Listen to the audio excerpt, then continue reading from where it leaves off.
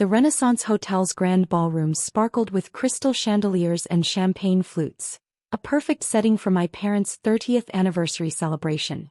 I stood at the entrance, watching the guests arrive in their designer outfits and expensive jewelry, each one being warmly greeted by my sister Victoria, the golden child. "Miss Alexandra Porter?" A waiter approached with a concerned expression. "Your sister asked me to inform you that there's been a seating adjustment." Of course there had. I checked the silver name card he handed me, table 23, tucked away in the corner near the kitchen entrance, where the catering staff gathered between courses. Far from the main tables where my parents, Victoria, and their appropriate guests would be dining. "She also mentioned you might be more comfortable using the service entrance in the future," the waiter added uncomfortably. I smiled, smoothing down my Chanel dress that probably cost more than Victoria's monthly salary at our father's company. "Thank you. I'll keep that in mind." Making my way through the crowd, I caught snippets of conversation about Porter Industries' latest success, my father's brilliant leadership, and Victoria's rising star as his successor. Nobody mentioned the quiet daughter who'd walked away from the family business 5 years ago to build something of her own. "Alex." My mother's voice, carefully modulated to show just the right amount of surprise. "I didn't expect you to actually come." "Wouldn't miss it, Mother." I kissed her cheek, noting how she subtly wiped it afterward. 30 years is quite an achievement. "Yes, well." She glanced around nervously.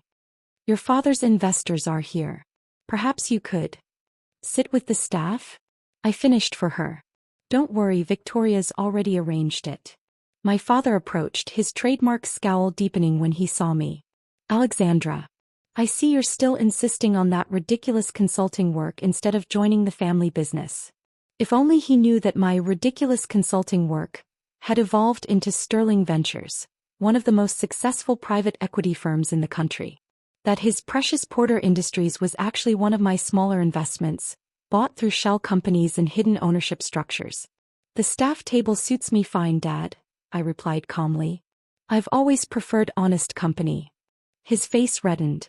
"You're an embarrassment to this family. Do you know how it looks, having my daughter refuse her birthright to play at being an entrepreneur?" I thought about the documents in my bag, proof of his creative accounting, the offshore accounts, the stolen patents. Evidence I'd been gathering since the day he'd forced me out of the company, claiming I lacked the Porter drive for success. "How's the Maxwell merger going?" I asked innocently, knowing exactly how it was going. Sterling Ventures had quietly acquired controlling interest in Maxwell Corp last month. He paled slightly. "That's none of your concern. Just try not to draw attention to yourself tonight. Sit where Victoria put you and stay quiet." I made my way to table 23, where the catering staff shot me sympathetic looks. The hotel's head chef, Mario, pulled out a chair for me. We'd become friends over the years after my firm invested in his restaurant chain. "They don't know, do they?" he whispered, pouring me a glass of wine better than what was being served to the main tables. "About Sterling Ventures?" I shook my head, watching Victoria work the room in her knockoff Versace. "They still think I'm struggling with my little consulting business. It's better that way. For now." The evening progressed predictably. Victoria gave a tearful speech about our parents' perfect marriage and business partnership. Father boasted about Porter Industries' record profits that existed only on creatively manipulated spreadsheets. Mother smiled and nodded, playing her role as the supportive wife and mother. Nobody noticed that the wine they were praising came from my vineyards, or that the hotel they were celebrating in belonged to one of my investment groups. Just like nobody noticed when I quietly excused myself to take a call from my CFO. "The Porter Industries audit is complete," she reported. "It's worse than we thought. Your father's been cooking the books for years. The Maxwell merger would have exposed everything." I watched my father raise a toast to family loyalty and business success. "Proceed with phase 2, I instructed. "And Sarah, make sure my credit card declines when they try to charge the bill tonight." "Already done, Ms. Porter. Your black card will be mysteriously declined at exactly 10:45 p.m.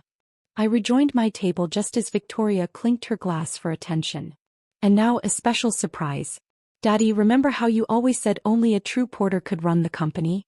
Well, I've arranged to announce my engagement to James Maxwell tonight. merging not just our companies but our families. The room erupted in applause. My father beamed proudly, while my mother dabbed at her eyes with an embroidered handkerchief.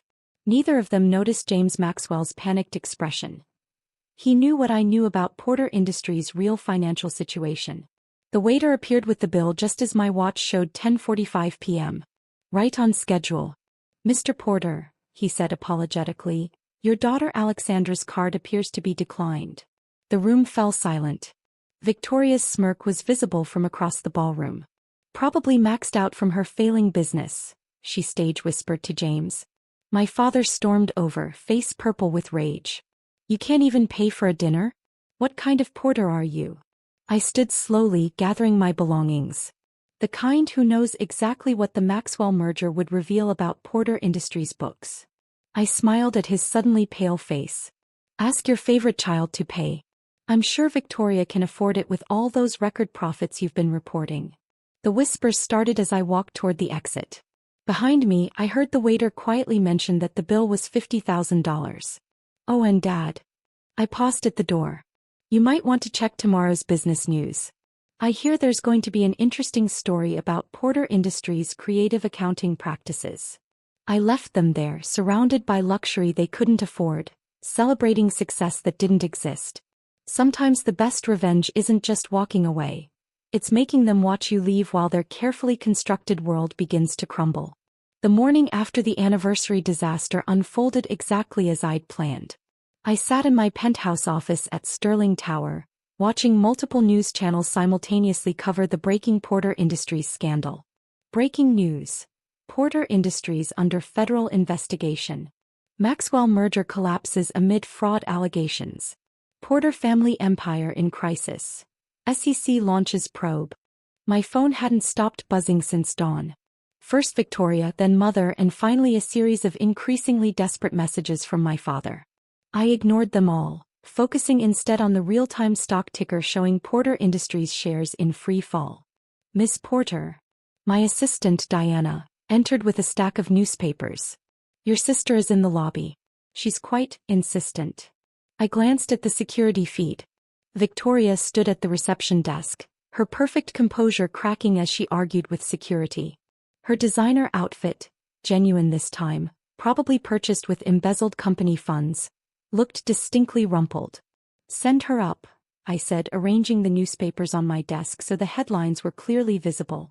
"And Diana, make sure she sees exactly who owns this building on her way through." Minutes later, Victoria burst into my office, then stopped short as she took in the view. The Sterling Tower penthouse offered a perfect view of the Porter Industries building, where federal agents were currently executing a search warrant. "What have you done?" she demanded, her voice shaking. "Do you have any idea what's happening?" "James called off the engagement. The Maxwell merger is dead, and Dad's having chest pains." I gestured to a chair. "Sit down, Vicky. You look tired. Running a company can be exhausting, can't it? Especially when the numbers don't add up." She sank into the chair, her eyes darting around my office, taking in the expensive art, the prestigious awards, the clear signs of success she'd never noticed in her determination to see me as a failure. "This is your company," she whispered. "Sterling Ventures. It's you?" Surprise. I smiled, remembering all the times she'd mocked my little consulting business. "Turns out the sister you seated with the waiters owns one of the largest private equity firms in the country, including, as of this morning, controlling interest in Porter Industries." "That's impossible. Dad would never sell to you." "Dad didn't know he was selling to me.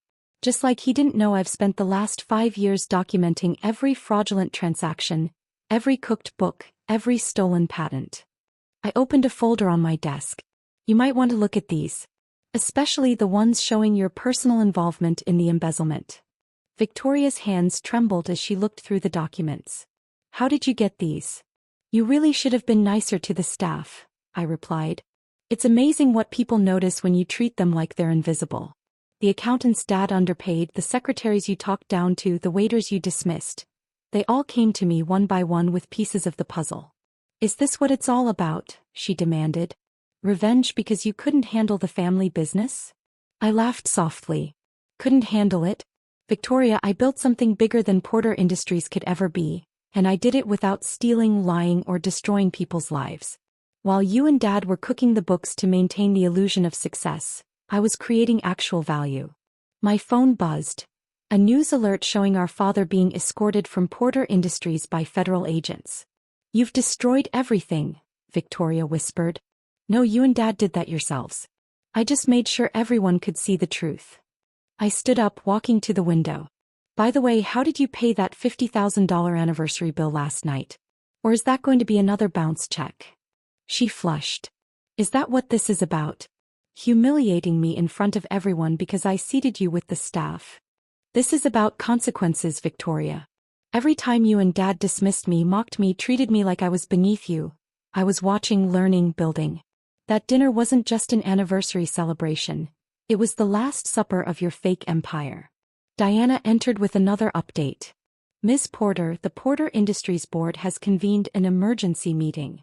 They're voting to accept Sterling Ventures' rescue package." "Perfect timing," I said.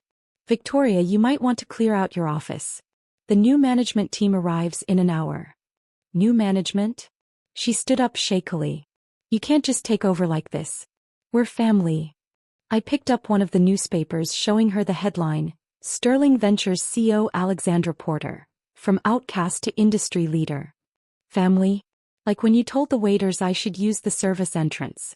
Or when Dad said I lacked the Porter drive for success." I handed her a final document. "This is a courtesy copy of the criminal charges being filed. You might want to call your lawyer." As security arrived to escort her out, Victoria turned back. "What do you want from us, Alex? Money? Power? Recognition?"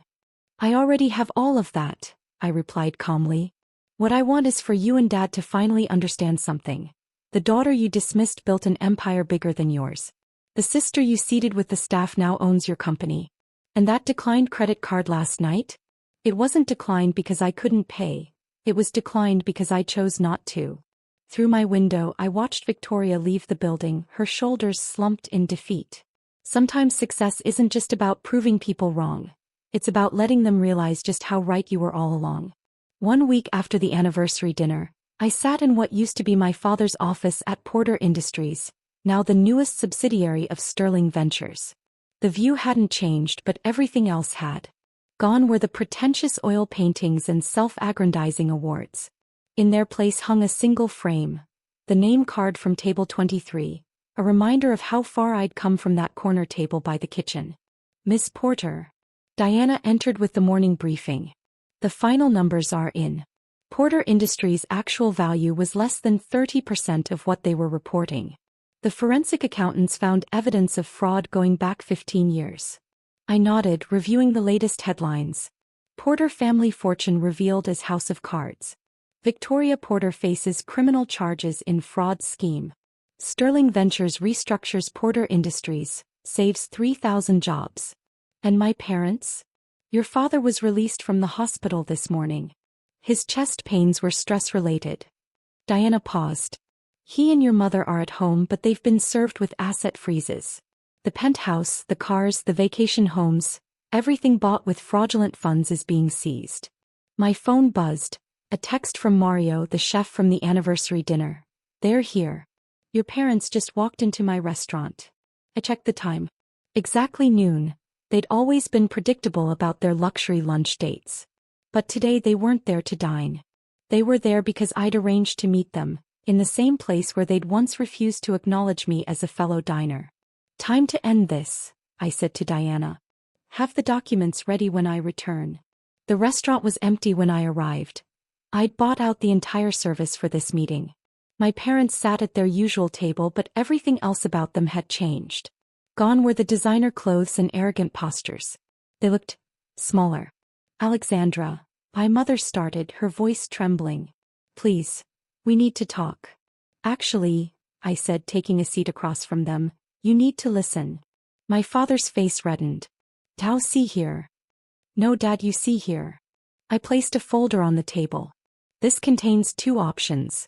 Behind tab A is a complete confession, from both of you, acknowledging your roles in the Porter Industries fraud. Sign it and Sterling Ventures will ensure you retain enough assets to live comfortably, though not luxuriously. Your reputations will be ruined, but you'll stay out of prison. And behind tab B, my mother whispered. Evidence. Every fraudulent transaction. Every stolen patent. Every time you used company money for personal expenses. Sign those and I'll ensure the prosecutors get them within the hour. My father's hands shook as he reached for the folder. Why are you doing this? We're your parents. Are you? I asked quietly. When was the last time you acted like parents? When you told me I wasn't good enough for the family business. When you let Victoria treat me like staff. Or maybe when you spent years mocking my success because it didn't fit your definition of achievement. We were trying to motivate you, my mother protested weakly. No, you were trying to control me. But here's what you never understood. Every time you pushed me away, I built something stronger. Every insult, every dismissal, every humiliation became fuel for my success. I stood up, walking to the window that overlooked the city, my city now in many ways. You know what the difference is between Porter Industries and Sterling Ventures? I built mine on real value, not fake numbers and stolen ideas. While you were creating an illusion of success, I was creating actual success. And now you own everything, my father said bitterly. No, Dad. I earned everything. There's a difference. I turned back to them. You have an hour to decide. Sign the confession or face the consequences. Either way, the Porter Empire as you knew it is over. As I walked toward the door, my mother called out, "Was it worth it? Destroying your family for revenge." I stopped, remembering all the family dinners where I'd been seated away from them, all the achievements they'd dismissed, all the times they'd chosen Victoria's illusions over my reality.